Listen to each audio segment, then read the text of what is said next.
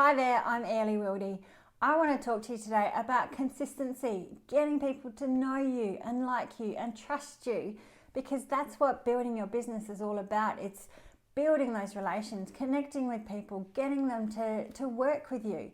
And that is about consistency. This is like the foundation of where that sits.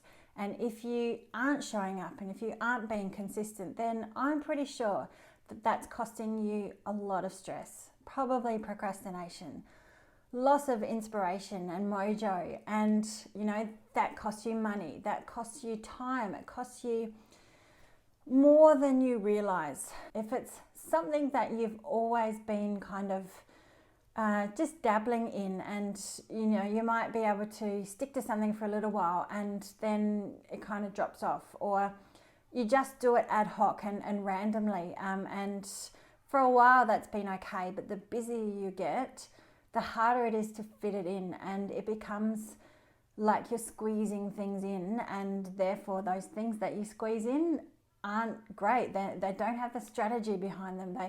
They are not consistent, and it just puts extra pressure on you. So I want to talk to you about 5 things you can do to ease that pressure and to help you be consistent.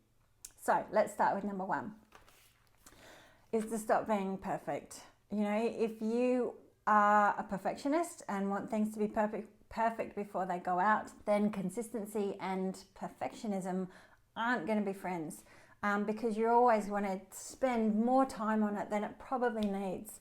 You can get it to a point of perfection, but it will probably be pretty good and still correct and still have no mistakes in it at this point rather than this point, and you've potentially wasted all this time.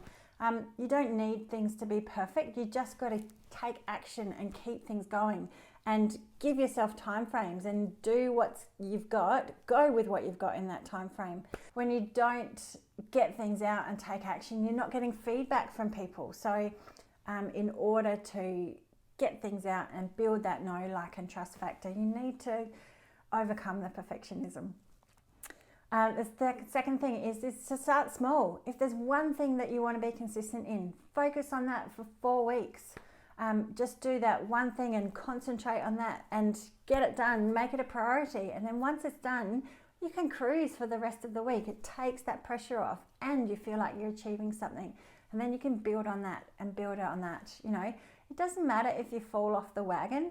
The most important thing is getting back on the wagon. If you can, even if you lose your consistency or break the chain, then you can still start it again. It doesn't mean it doesn't mean you're a failure. It doesn't mean that you stop being consistent. You just get back on and do it and learn from what happened. Okay, the third thing is to stop waiting for your inspiration and motivation to hit. You got to do it anyway. If you need to get your marketing content out, then just do it. Just write it.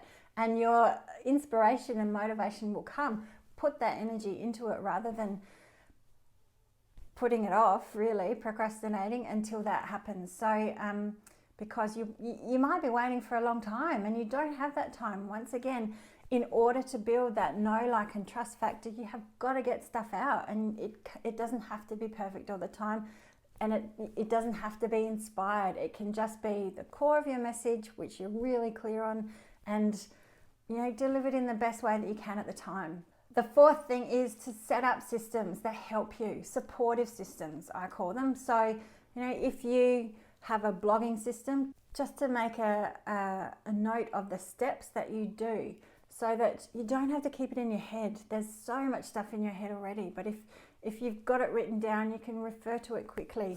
If you have, systems for creating your blog graphics, then create a template so that you're not creating it every time you're writing a new blog. Just little things that will help you keep it going and keep that momentum going. Whatever it is that's getting you stuck, just dig into it for a bit and see if you can set up a system or make it easier so that can flow a bit better. And the fifth thing is to have a schedule so that you know when you need to blog, when you need to check your email, when you need to do your Facebook engagement so that it doesn't blow out for hours at a time, so that you can target those things and so that you can know you can fit those things in. So there's some of the things, and you know, having a schedule also means that you can do it without burning out, because you know how much time you've got. And that's a really big key in working with your schedule rather than trying to squeeze everything in and having a to-do list that is just massive from day to day. And you're not going to get everything done, and so things get rolled over to the next day and the next day, and that just becomes overwhelming, and that's going to block your creativity anyway and your consistency. Thanks, bye.